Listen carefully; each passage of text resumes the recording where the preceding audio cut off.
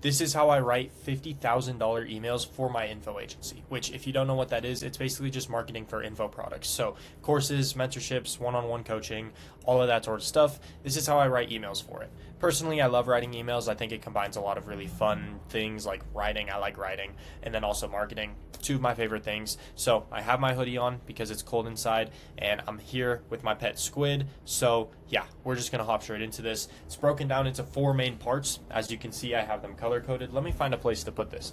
All right, he's back there, right there, as you can see. So he's still with us, but yes, let's hop into it. The first part, right? So first is building a list. Second, I'm going to talk about deliverability, and then I'm going to hop into the copywriting portion and then tell you how to write email promotions. All right, so I thought that these were the four most important things. So yeah, let's hop straight into it. First of all, building a list. All right, so this is basically just like the intro, why I send emails.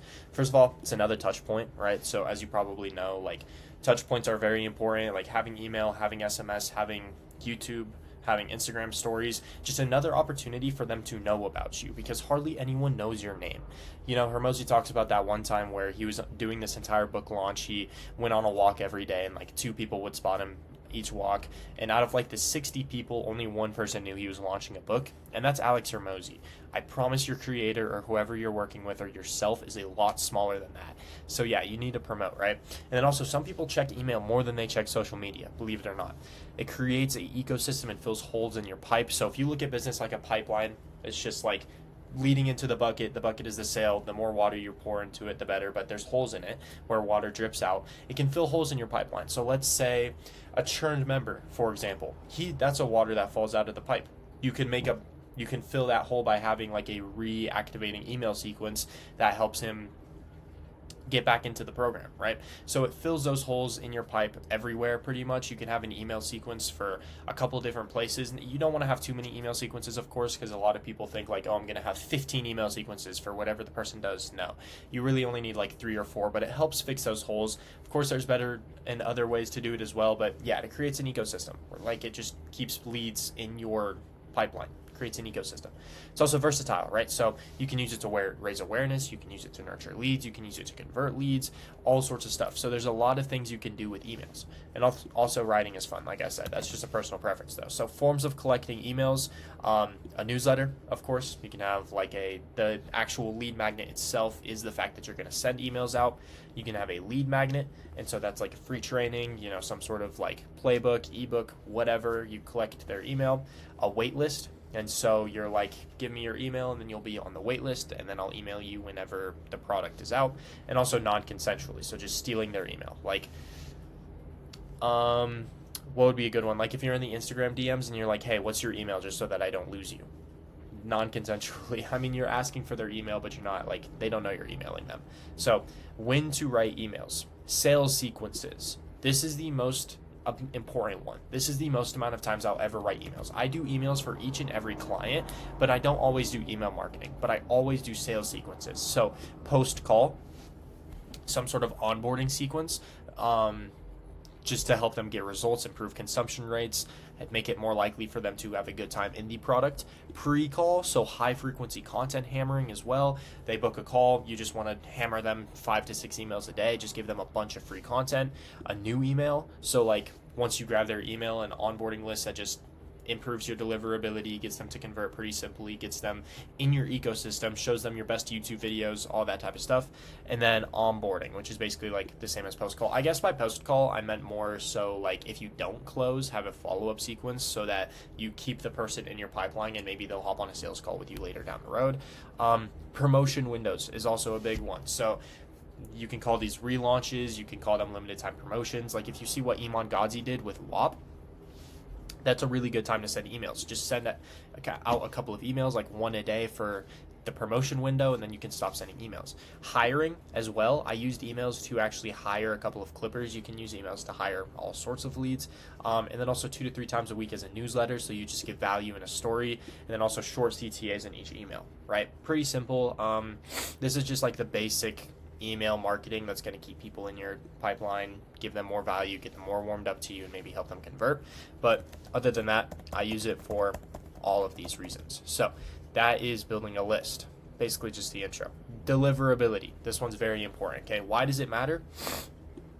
It's the difference between landing in the spam, promotions, or inbox tab. So if you're at all familiar with emails, you know that there's three inboxes. There's your spam tab that you probably never check. There's your promotions tab, which sometimes you'll check, but it's like not as much as your inbox. And there's your inbox. The second you open your email, you see your inbox and you see those emails.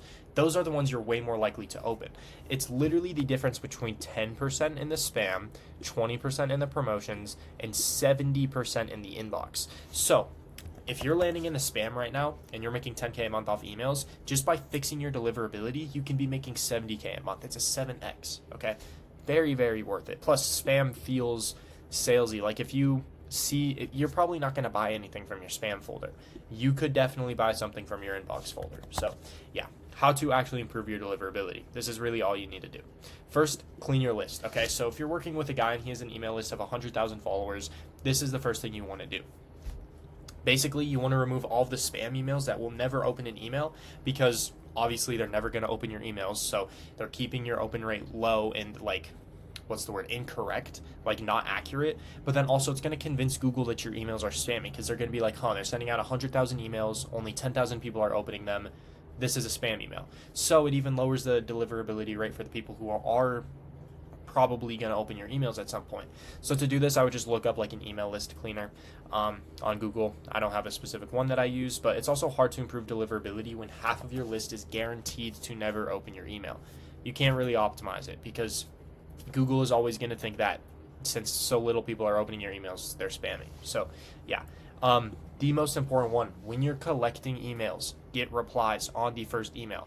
This is the most important one. I've seen this work super well. You'll see big people doing this like TJR. The reason why they do it is because it works. So you want to get them to reply in some way, whether it's reply for the actual course, whether you just want to be upfront and you're like, hey, I want you to see my future emails, so please reply, and so that the email provider will actually show my emails to you. If you want to get them to reply, those are the two most strong ones. I guess you could also be like reply with your content, or else I'll remove you, or reply with your feedback on this content, or else I'll remove you from the list. You could do some of those, right? But yeah, you just need to reply. And then have warm domains. Of course, this one is also super important. But I was talking to a guy and he was like, yeah, I don't think 2 domains is going to be enough. He had an email list of 20,000. He was like, yeah, I don't think 2 domains is going to be enough. I know a guy that has 97. You don't need 97 domains, my friend. Like, you just need 2 or 3 that are warmed up, and just warm them up for a week or 2 on Instantly or something. Like, you don't need that many domains. Helpful. Yeah, like, you need some warmed up domains, but you don't need 97. What the hell? No. Don't need 97. This is like up to 100,000. Like, I haven't sent emails to a list bigger than 50K, so I'm not sure how many you should have at that rate, but I'm sure someone out there knows. Probably just takes a ChatGPT or Google search. And then also just make better emails, bro. This will help your deliverability rate so much. Like, if they are actually spammy and annoying, they deserve to be in the spam, and they deserve to be in the promotions tab. And people will grow a negative association with your list, and so they won't open any of your emails. So if I just sent you, like, if my email to you was just constant spam, you're either going to unsubscribe, you're going to report it as spam, or you're just going to stop opening the emails because you're like, oh, this guy's just going to spam me. And if they don't open them, not only is open rate going to be lower, but then Google's also going to think that your emails are spammy because less people are opening your emails, and so then they're going to send your emails to spam. So it's working against you greatly. Also, having a higher click-through rate helps a lot, because that helps Gmail think that your emails aren't spammy and they're actually real emails and you're talking to real people and all that type of stuff. And so having a better email will improve your CTR. Pretty simple. So yeah, that's how you should improve your deliverability. Now, the most important part, copywriting. Okay, so false beliefs. A lot of people think copywriting is complicated. Not really. All right, it's really simple. Like, you just don't have to overthink it. You just have to be a storyteller, right? Like, you're writing a second grade story, right? And then also, people think frameworks are good. I don't use any frameworks, and I make a lot of money with my emails, so you really don't need to have frameworks. I mean, maybe it might help you like in the beginning, but yeah. And then I would say 2 more false beliefs are, people think that AI is like the best copywriter. I tried using AI copy, and I tried like tweaking it a little bit.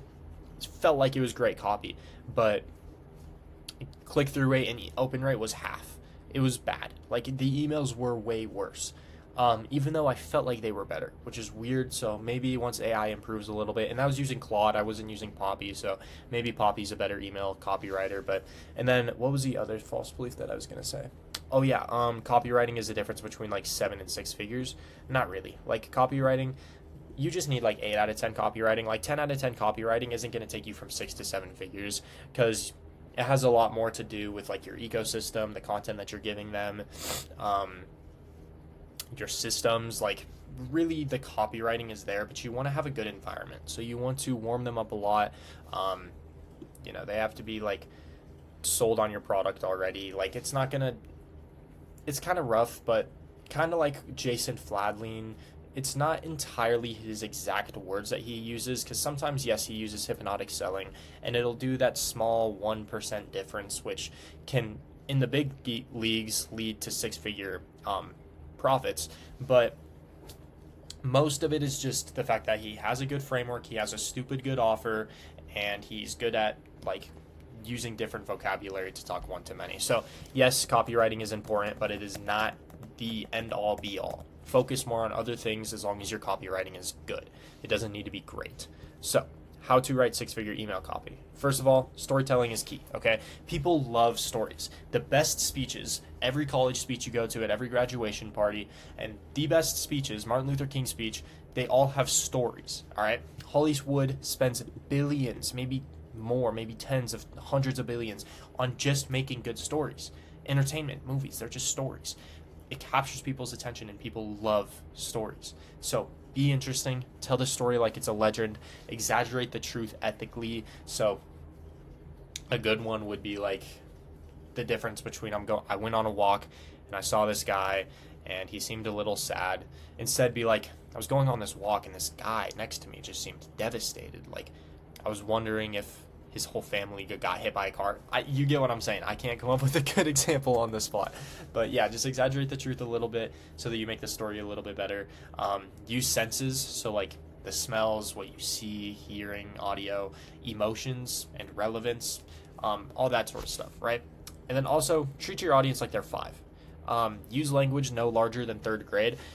And this is because the politician who wins is usually the one that uses simpler language. I heard this from Alex Hormozy, and it's the idea that using simple language just makes more people understand what you're trying to say. So, and it makes it easier to understand. So not only do you hit a bigger demographic, hypothetically everybody opening your email, but also it's just easier for their brain to click and understand it. So use HemingwayApp.com. Basically, it's just a page. Hold on, I'll pull it up. So look, I opened it, and this was actually an email that I have right here. I'm not sure how good this email is, but yeah, grade 3, right? So it'll tell you the grade. It'll tell you like what sentences are hard to read. And yeah, you just want to fix it, make it as like 2nd grade or 3rd grade, ideally 2nd grade, but sometimes that gets hard. And then yeah, integration over CTA. So instead of being like, hey, by the way, check out my course. So you give them some free value, and then you're like, by the way, here's this. Instead, integrate it into the email. Make it relevant to what you're talking about. So be like, and now Justin is partying with 4 girls a night in Dubai. If you want to learn to do the same, check out this. I'm breaking down his exact outreach strategy on Wednesday.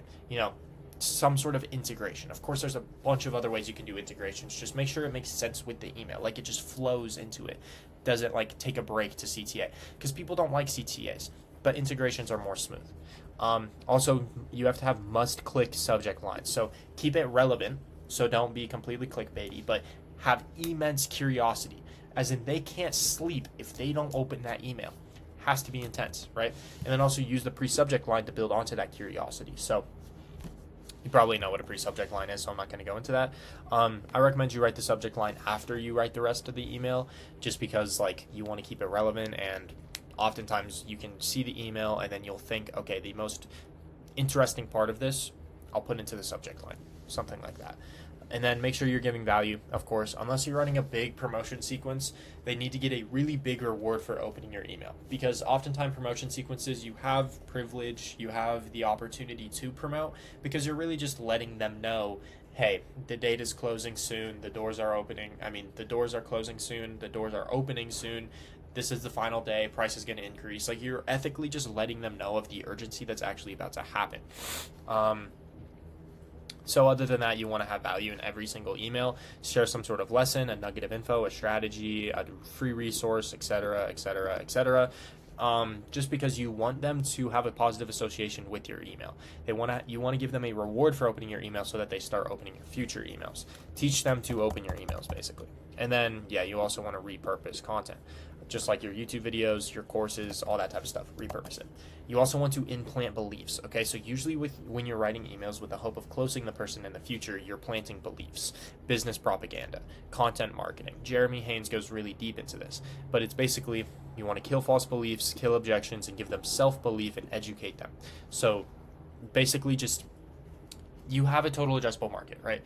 Of like 1, maybe 2% of your audience that's just like perfect. Like, this client is super easy to sell, they get results immediately. So what you can do in your emails is implant beliefs to make more people like this, so you can expand your total addressable market and have a lot more people actually be the perfect client. And then also, as far as AI, sometimes it seems like it writes better copy, but for me it performs half as well. Definitely could use it to generate ideas and structures, just like see it, but then don't copy and paste it. Like, I would just use it as ideas and structures, at least as far as Claude goes. I'm not too sure about Poppy because I haven't used it yet, but yeah. So that is all of copywriting. Now, promotions, okay? This is a big one. This is probably the most important one. So what do I mean, right?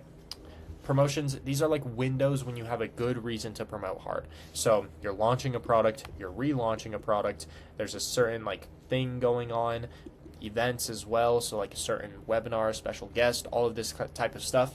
All the time they have hard close dates.